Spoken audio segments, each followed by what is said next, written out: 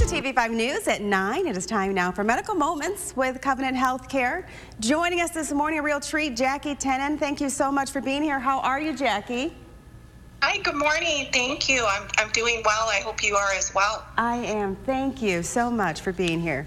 We are talking about Heart Month. It's February, which means it is Heart Month, Jackie. The goal really of Heart Month is to raise awareness about heart health. So why is this so important to Covenant Healthcare, Jackie?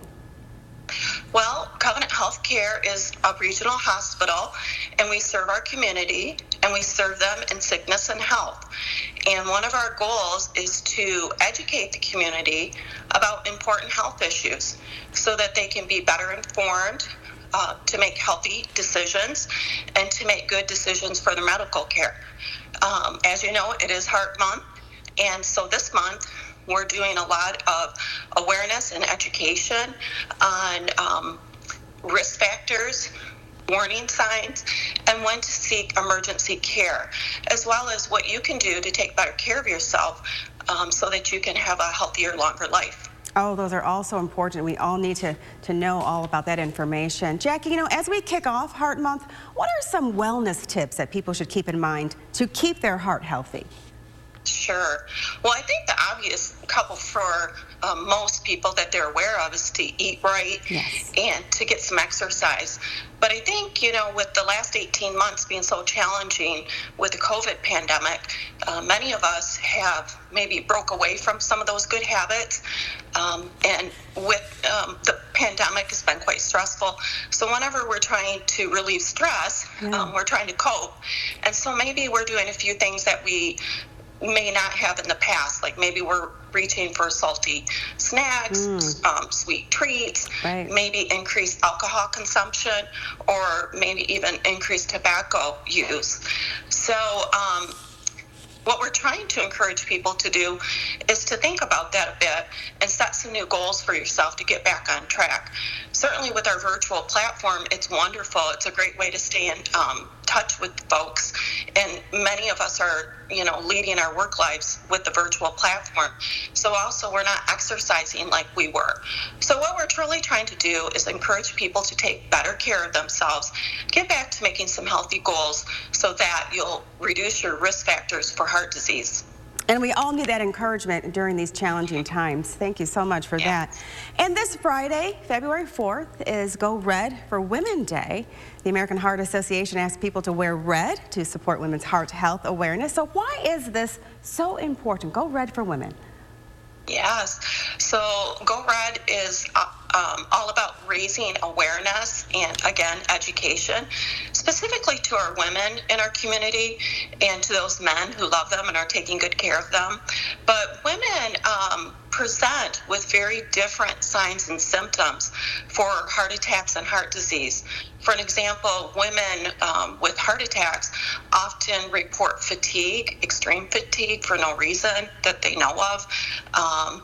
They also report nausea and often ear, neck, and head pain. And these are very different symptoms than what our men experience with heart disease. Again, we're trying to educate the community, and we want them to be aware of signs and symptoms that are specific to our women's health. And to understand that there are plenty that you can control with those behavior and lifestyle modifications. But there's some things we can't control, and things such as age and family medical history are just a couple examples. Okay, those are great tips that we need to keep those in mind as well. It is a silent killer, but it's preventable, and there are things that we can do to live a long, healthy life. Jackie, if someone is having signs of a heart attack, they need to go to the emergency room or call 911 right away. Now, if someone is having non-urgent concerns about their health, who should they contact? Yeah, so it's really important to have a primary care physician. Okay.